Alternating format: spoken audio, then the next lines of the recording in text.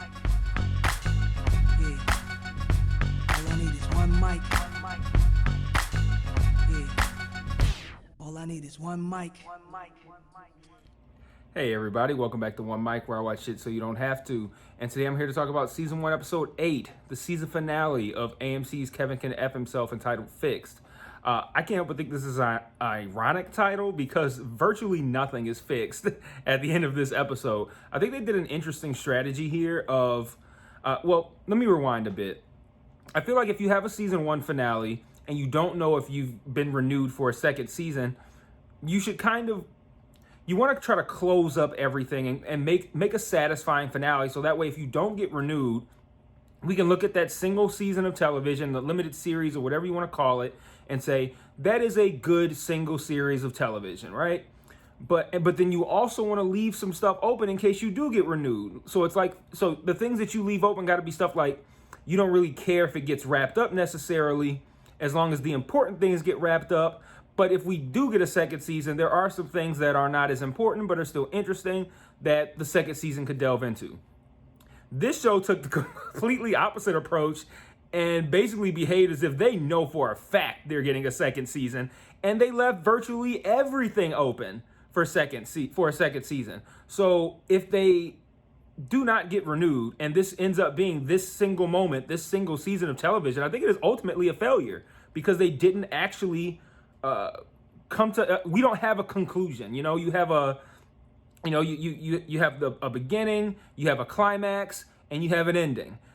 We don't have an ending here. So this show needs a second season because whether or not there's a second season kind of determines whether or not this season is good, because we don't really have an ending. So yeah, I thought that was an interesting decision. And like I said, I don't think anything is fixed because everything is still very much broken, as in the title of last week's episode, with all the dangling plot lines that they have out there. But I do want to get into a lot of things in this episode. There's a few things I want to touch on.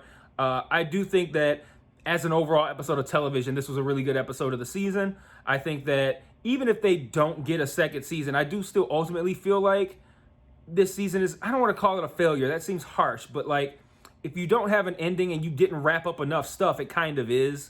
But I do think the season as a whole, the show as a whole, ended up being more than what it appeared to be at the start. You know, at the start, it kind of just appeared to be, hey, we got this cool concept where this individual is going to, you know, live in this sitcom world part of the time and live in this dark world part of the time as well. And we're going to kind of like use this to play along these themes of like, you know, husband, I don't want to say abuse necessarily, but it is abuse. But like, you know, this husband having, you know, this certain persona that's reflected in one way in the sitcom world, but in reality can be something entirely different. And it's a nice concept. And the show really seemed to hang on to that concept in the first few episodes. And I don't think we needed that for that long. But as the season has progressed and they've actually started to work toward, you know, going somewhere with this Kevin killing plot, because we didn't really even start to move toward that until like episode 4 or 5, because we spent the first few talking about, you know, kind of like getting an idea of what the season was going to be like, what kind of show we were dealing with. And then we had like, there was like that strange, I think like a 2-episode time period. I think it was episodes 3 and 4 or something like that. That was really just like Patty and Allison on a road trip, which was like a weird kind of deviation. But there's a few things we learned here that I want to talk about. And then I have some thoughts, you know, the things that I kind of want to just openly pose as questions, things that I liked, a couple of things I didn't like, but fortunately the things that I didn't like are not very big and not very plentiful. So we open up and discover, one, Kevin is alive.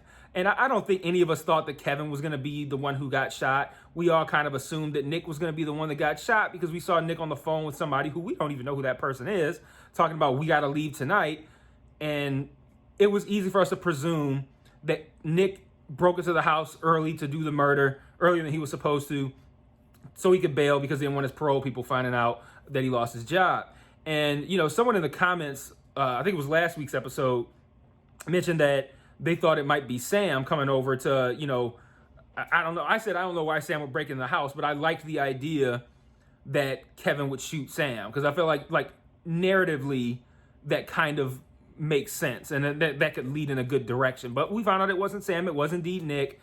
They tell us that he got the plug pulled on him, but then later we find out he's actually still alive somehow. Like, what, isn't that always the way? And I feel like that's a very big theme of this episode too, because, at the end of the episode, we have Allison talking to Sam about how guys like Kevin just always seem to find a way, they always get away with shit. And then, she talks to Patty, says the same thing. Like, how do you find this gun? He's like, cause he's fucking Kevin. He stumbles onto good things just from being a clumsy buffoon, and he stumbles his way out of bad things. And he just is someone who just exists as a thorn in her foot. And they continue to play that theme of like these guys who are just kind of just getting by with doing absolutely nothing really and just getting lucky. And I really thought that was a good direction to take that. I thought that was pretty interesting. But Nick's kind of the same way, right? Like Nick, again, like this is a guy, he's a drug user, drug dealer, apparently someone who's willing to murder for hire. And he's like, I don't know, probably like the third or fourth person in history to survive getting the plug pulled on him. So it's like, it just happens. Even his aunt says something to that effect. Like, Nick just people like him just find a way to keep living, goddammit, and they just do. And so we find out that Nick is actually still alive. Allison and Patty decided they want to set up Nick as the fall guy for Tammy, looking for her drug dealer. So they're going to plant the drugs in Nick's basement, which I thought that was a great scene, by the way. Really intense, really tense. And but it had some stupid stuff. Like, one, I don't understand why so many times, like, we've had films and television where people are somewhere they're not supposed to be. And in those things, we constantly see police dusting places for prints. Sometimes you have shows that put that person where they have gloves on, or they wipe down things that they touched. And then sometimes you have shows like this where they don't give a nary a fuck about being smart or realistic. And she's just in there touching any old kind of thing, dropping liquor bottles. That was an intense moment, by the way. Dropping liquor bottles, doing stupid shit like putting it in wrapping it up in a towel and putting it under his mattress. Like, what kind of shit was that? So yeah, like there was a whole lot of interesting stuff that happened in that scene, but it bothered me slightly that she's just in there touching everything, because I'm like, okay, they're painting you almost like a goddamn criminal mastermind at this point, and you're over here rifling through this dude's drawers barehanded, just prints everywhere. Like, I would wear gloves or something. Like, if you're gonna be rooting around, not just in any old body's house, but in the house of someone who is killed by your husband, you're gonna leave your prints everywhere in his house? I don't know. Anyway, that was one of my cons, by the way, in case you couldn't tell. But we found out that's their plan to kind of make Nick be the fall guy and replace Patty as the potential, drug dealer of the neighborhood that Tammy might be looking for. And Kevin decides to run for city council, which I think is an interesting open plot thread. And that's going to actually segue really well into the things that I liked about this episode. I like the idea of him running for city council, because if we get a second season with him running as a politician, and he'll undoubtedly win. That's what they're trying to paint, right? His slogan, everyday hero, which I thought it was kind of like some Donald Trump shit, right? Like, whether you like or support Donald Trump or not, it's undeniable that is what he was going for. Like, the everyday kind of guy who is your hero. Like, we're going to make America great again. And then you have the perception, like, this guy's a buffoon. He hosted this shitty fucking reality show. He was in Home Alone 2 for a hot second.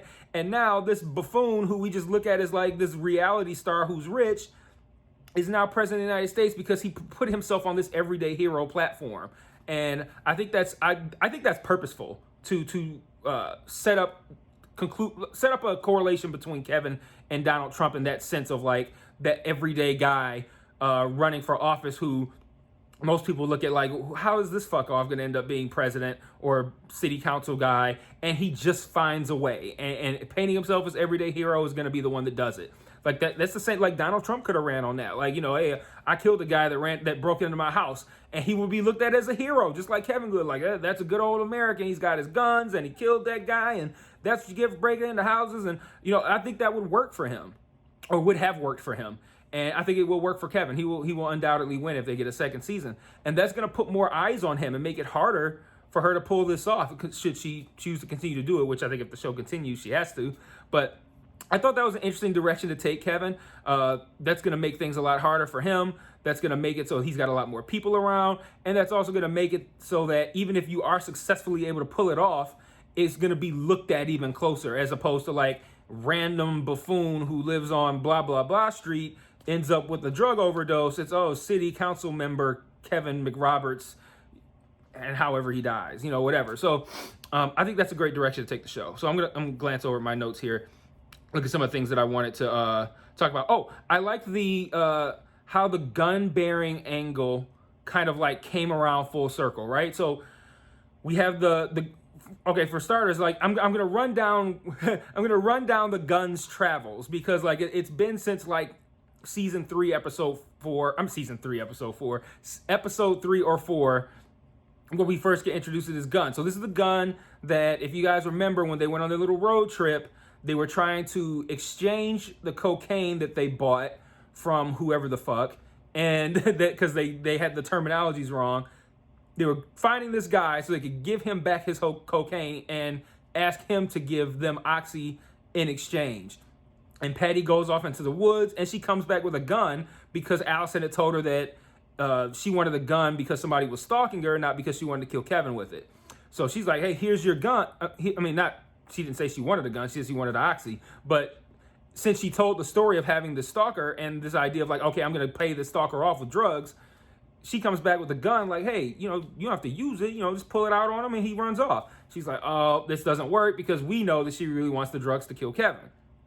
Fast forward, that same gun is used by Patty to knock out the trucker that Allison Allison stole oxy from after Patty knocked him out. So now this gun, and then they come back, Patty buries it in the yard, Kevin finds it, Kevin uses it to shoot Nick. Now, the gun can come up in so many different ways in season 2. I think the gun is like a literal smoking gun here and can be used to put Allison in a really bad spot in season 2 in many ways. One, we don't know what that gun was used for prior to Patty acquiring it. That gun could have many bodies on it. We don't know. Patty don't know.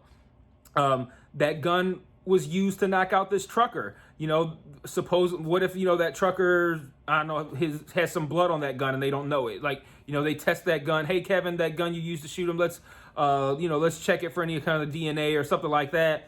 And maybe this trucker's, DNA shows up on it, and he, I don't know, maybe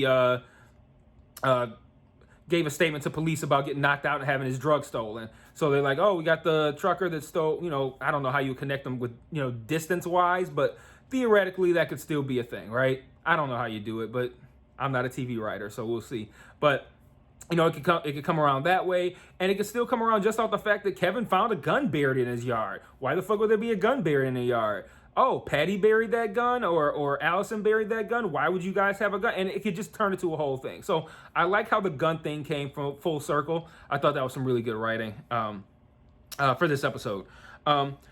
I like also how they touched on the idea that Allison is not the victim she makes herself out to be. And we've kind of talked about this in the comments on previous week's videos, and I've talked about it in previous videos, the idea that when you have someone who's an abuser like Kevin, that kind of activity, that kind of daily life can seep into the pores of the victim, and they can start showing those same behaviors themselves. It's kind of like, I called it like a weird kind of Stockholm syndrome almost, where it's like it's not you becoming sympathetic to your abuser, it's you kind of becoming and inheriting some of the traits of your abuser. And I likened it to The Handmaid's Tale.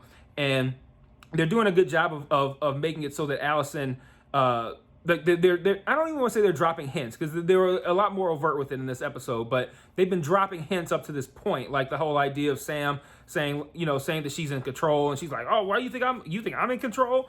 And he's saying, like, basically kind of like, you manipulated me this whole time. It's only up to you whether or not we're seeing each other. And they really hit the Allison being a manipulator hammer. I mean, they hit the nail with that hammer multiple times in this episode. We have a situation with Sam. She could have ran off with him. She chose not to. She chose to stay in her situation. We have the situation with Patty, which is the best example. She essentially pretended like, I don't even think she did it on purpose. I think she almost like subconsciously buried the knowledge that, or the assumption that Patty and Tammy were seeing each other, because she wanted to use that to manipulate Patty and use that to her advantage. And it worked out well. It made for a great argument with them at the end. And we just see a whole lot of Allison just not quite being the victim that she makes herself out to be. And I think that's, and we've been talking about this other aspect from very early on, the idea that Allison thwarts her own efforts with her behaviors. Like we talked about, real early back in this, maybe episode 1 or episode 2, where she snitched on that one guy at the auto repair place about him selling drugs, and that fucked up her ability to get drugs the best way that she could have otherwise. So, Allison's behavior consistently kind of comes back to bite her, and I think there's still a whole lot of things out there that could lead back to her. So again, real good stuff for season 2. I like the fact that, and I talked about already, the idea that men can you have these buffoonish characters who kind of just like stumble into good fortune. There's a lot to speak about regarding like patriarchy within this show, but particularly within this episode, because I think they did it the best at this campaign event that was going on at the diner. She argues with Sam. She comes back in. She takes some shots. She tosses the little plastic cups. And then she says, Kevin, you think you're blah, blah, blah, blah, blah, and you're just a dick. She said, you think you're everybody's hero, but you're just a dick. And then there's a pause. There's no laugh track. And then you hear the cop go, everyday hero. I like the sound of that. And then Kevin, everyday hero. It's the perfect. And they go right back to normal. And I think it's so interesting that they really worked up to that moment of her calling him a dick. And in true form, as in like this, I feel like this is how it would be for Kevin. It would be a thing where it's like he doesn't even acknowledge it or understand it, and he gets distracted by more shit about himself. And I thought that was a great scene. And I know some people might look at that scene as kind of like, they built this up, be real big. She calls him a dick and nobody does anything about it. Nobody says anything. And, maybe it feels like, a wasted opportunity. And I look at it as true to form and true to this character of Kevin, and true to some men in general, that they're so oblivious to how shitty they are that when someone says you are shitty, it doesn't even fucking register. And they're just like, on some next level shit. And then the cop comes out of nowhere like, oh, everyday hero, that's a great slogan. And now he's just, and now him being called a dick never happened, because now he's back on himself again. And I thought that was a really good scene. And I like that they made that decision to really downplay her calling him a dick. And then the last thing I want to talk about that I really like was the final scene. I loved, and they did it twice in this episode, but they did it really good in the final scene. I love the final scene with Neil, because they have Allison and Patty have their argument in the living room, and we're in like the dark world. Everything's very Breaking Bad-ish, and we hear Patty say that Allison tried to have Kevin killed. Like they say everything, right? They talk about Nick, like the whole deal, right?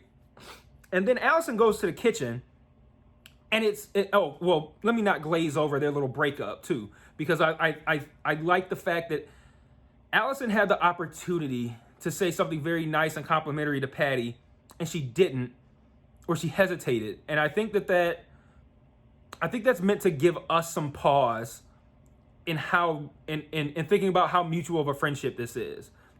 I think it's a very, very one-sided friendship, and I think that's what we're supposed to take from this. Allison contributes nothing to this friendship, and she takes everything. She takes from Patty, she uses Patty, she manipulates Patty, and she had the opportunity to at least even lie about Patty's importance in her life, and she couldn't do it. She paused, and that messed it all up for her, because she couldn't even pretend that this is a even equal relationship. So I thought that was really cool. And so Patty leaves. Allison goes to the kitchen, and it's sitcom world again. And I paused. I'm like, wait, why is it sitcom world again? Like, no one's here. And then Neil is in the closet, and I thought that was so cool. How it was like, if any of those characters are there, it's sitcom world, whether you see them or not. And like, that was your clue. Like, I mean, it only happened, it's only for a split second before Neil reveals himself, but that was your clue that somebody was there. And I thought that was really cool. And then Neil comes out, he says, I'm going to tell Kevin everything. And he's still very goofy, airheaded kind of Neil. He takes out his phone, they fight over the phone, and we're still in sitcom world. He's fucking choking her. Like, I don't know if you guys noticed that. It's like one hand, they're fighting for the phone. The other hand is firmly on her neck. Like, he is choking her to death. Like, he is literally choking her. And then Patty comes in, hits him over the head with a bottle. We're back into the dark world. And Neil, even though you don't see him that well, no longer looks like goofy fuck off Neil. He goes, what the fuck? And he sounds like, Neil sounds like sounds and looks like your stereotypical abuser, which is interesting when I say stereotypical, because he's always got like the jean jacket on and shit, the fucking trucker hat, the long hair, like, but it plays up so well for Doofus that you don't necessarily see it as like an abuser uniform. But when he's in the dark world and he's laying on the ground, he's held his head like, what the fuck? Like, it looks like abuser uniform there. And like I said, we just saw him choking her. So like I feel like we learned that Neil is in reality, because we never see Neil outside of the sitcom world.